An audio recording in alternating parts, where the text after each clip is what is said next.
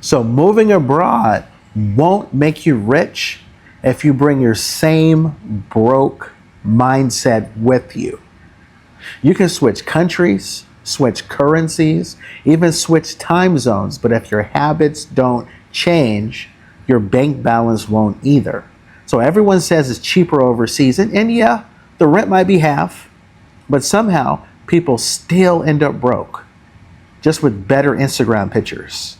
So today we're unpacking the truth about expat life, why people move abroad thinking they're escaping the struggle and end up rebuilding it from scratch. So I'm Expat D, and I've been living out of the country consecutively for the past 8 years. I've been in and out of the US since 2002. So trust me, I know all about this, and I've seen people come and go. But there's a lot that I want to explain to you coming firsthand from someone that's traveled out of the country. So when you first move abroad, everything feels like it's a win. The rent is cheaper, the food is cheaper, Uber rides cost $2. But after a few months, the truth hits. You realize you didn't escape the problem, you just moved it. Because the real issue wasn't America or Kenya or Thailand. It was you. Your spending habits, your money mindset, your lack of financial planning. So let's talk about why so many people stay broke even after moving abroad, and how to make sure you don't become one of them. So let's look at point number 1. Cheap living does not necessarily equal financial freedom. A lot of people confuse cheap living with financial freedom. Not the same thing. Just because the rent's $400 a month or even less doesn't mean you're free. It just means you have more room to make mistakes. See, financial freedom isn't about paying less, it's about earning more than you spend, no matter where you live. And if you move abroad but don't increase your income or manage it smarter, the same problems follow you. You can't escape your finances by changing your flight number. Very important. And I'll tell you what, this is kind of like a dollar store, okay? I'm sure you guys understand what that means if you live in the States. So these are stores that you go in and everything's $1. So typically when you go in there, you kind of let your guard down. You're like, oh man, I didn't know I can get this for $1. I didn't know I can get that for $1. Even some stuff might even be cheaper in other stores, but you just feel like, well, it's got to be a good deal because it's in a dollar store. You could be buying something for $1 that may only cost 79 cents or 50 cents. But it's in the dollar store, so yeah. So when people typically I know when I go to a dollar store, I may go in there for 2 or 3 items and I end up buying about 12 items, 15 items, $20 worth of stuff. And I only came for 1 or 2 or 3 things. But that's a lot of people's mentality when they go out of the country. They go there and say, well, it's cheap, cheaper than America, so I guess I'll get it. I can get it. Yes, yes, yes. And they just say yes to everything. And they don't understand that, wow, I'm spending way more money than I thought. You really need the same level of discipline that you have when you're in the States and everything is too expensive. You need to bring a similar level of discipline over to that other country. Yeah. Well, let's look at point number 2. You have lifestyle inflation.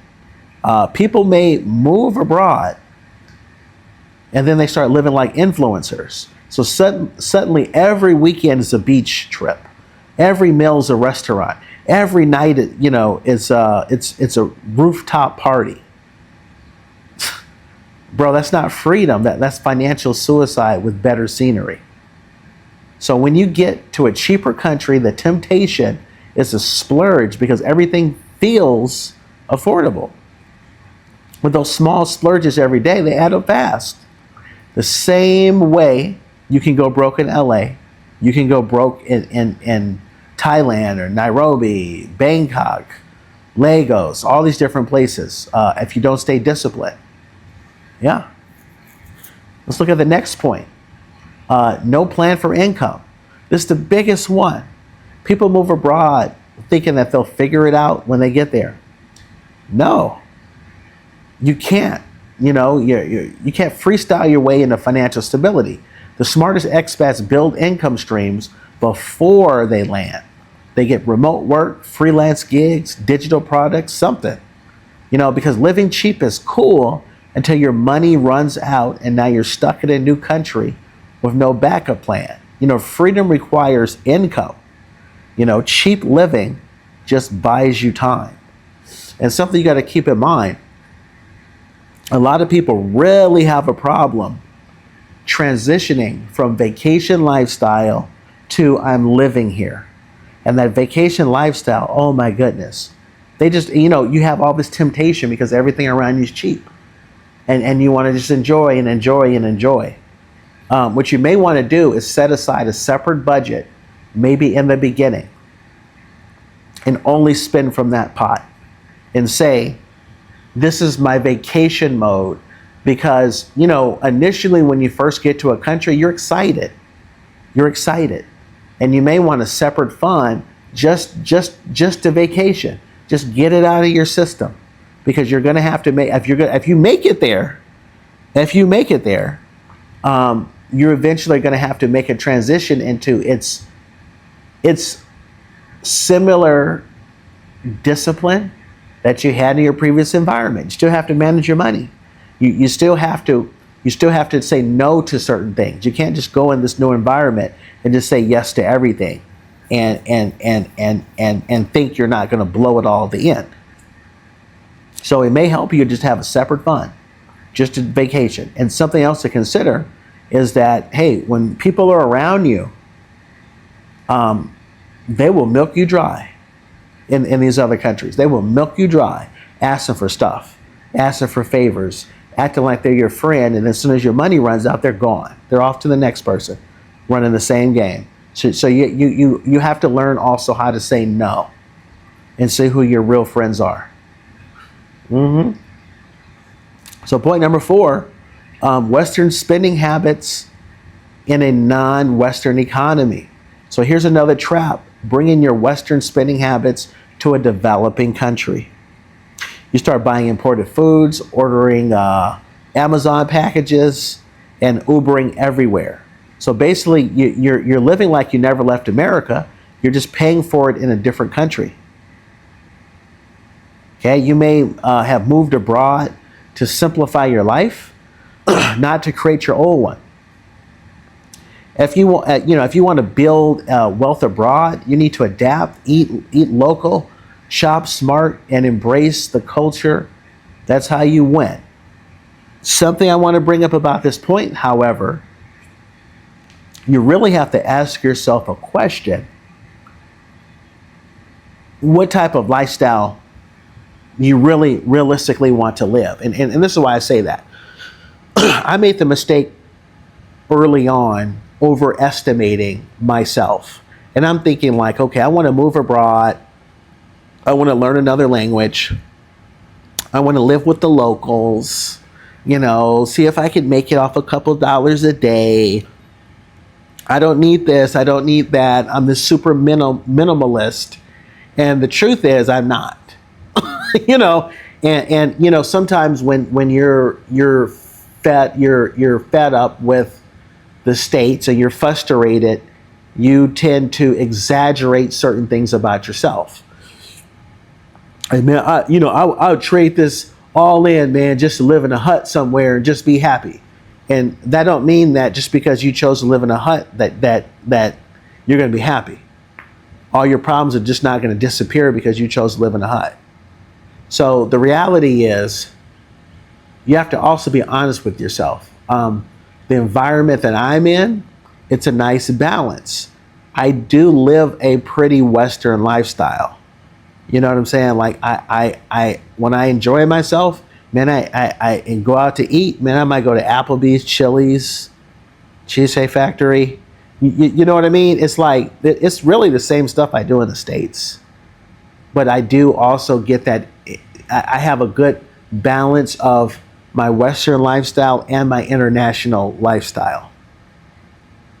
It's a nice balance. I can get very local very exotic, and then I can get very Western. But that's me. You don't have look. You don't have to be a freaking monk.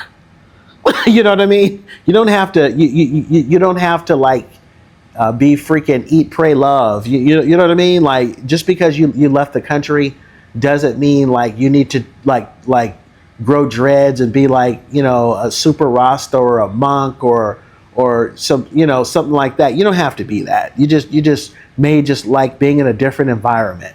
You don't have to like live up to some image that you believe just because you don't have to be super deep just because you left just because you left to another country. You don't have to be all those things. And I think the moment you realize that, the moment you can really start to get ahead, because I just feel like I don't know. There's like so much like. I don't know if I want to use the word pressure, but I don't know why people feel like they need to fit these certain stereotypes. It's really important to understand. All right, now let's get to my next point. When you don't have a financial goal or systems in place, it could really be a problem. So most people will never set a real plan.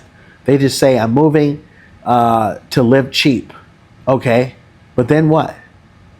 You need structure, you need a budget, you need savings, you need goals, emergency fund, maybe investments. Moving abroad gives you a clean slate, but don't waste it. If you have bad habits, you're just going to, eventually those bad habits are going to come back out. So you want to build a system that grows your money, not just survives the month. Yeah. Let's look at point 6, mindset over money.